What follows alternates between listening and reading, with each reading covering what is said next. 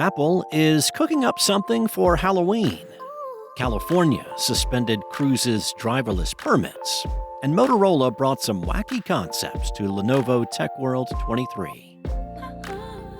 It's Wednesday, October 25th, and this is Engadget Today. The latest tech news with a touch of tranquility for your morning.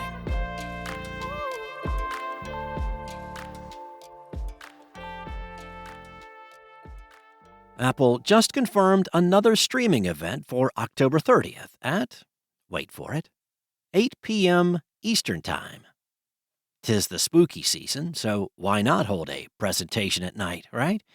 The tagline for the event is Scary Fast, so it certainly sounds like there will be some hardware announcements.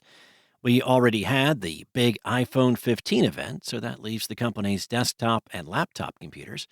To that end, it's been a surprisingly long time since there's been a new iMac. Analyst Mark Gurman suggested that this event will feature a refresh of the aging iMac line, and his track record is pretty good when it comes to Apple.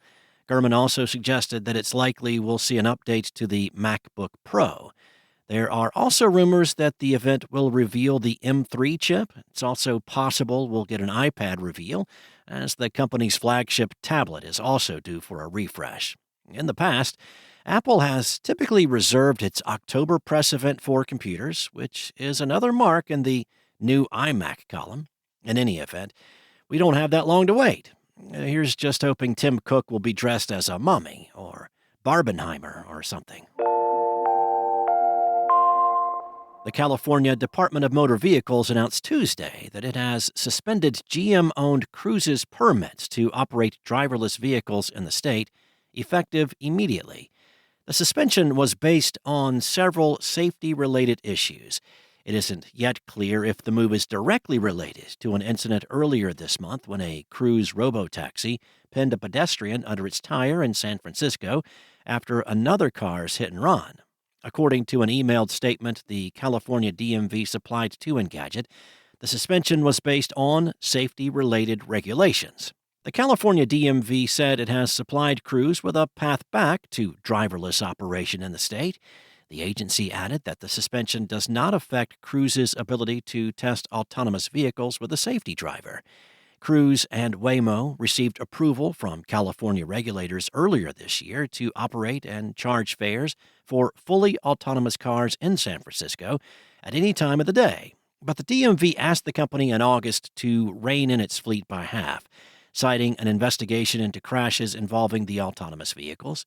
At the time, Cruise agreed to operate no more than 50 robotaxis in San Francisco during the day, and at most 150 of them at night. However, this week's move abruptly stops those agreements, at least temporarily ceasing all safety driverless autonomous operations in California until further notice. Motorola showcased some wacky concepts at Lenovo Tech World 23 that may or may not ever see the light of day. The smartphone maker unveiled an adaptive display prototype that can be rolled into a phone, stand, or smart bracelet. In addition, the company highlighted several developmental AI-powered features for the Lenovo devices you can already buy. The display concept is a rollable smartphone. The device can stretch out entirely flat to use as a traditional smartphone, or you can bend it part way to sit on a desk, similar to foldable phones. You could even wrap the concept device part way around your wrist as it transforms into something akin to a smart slap bracelet.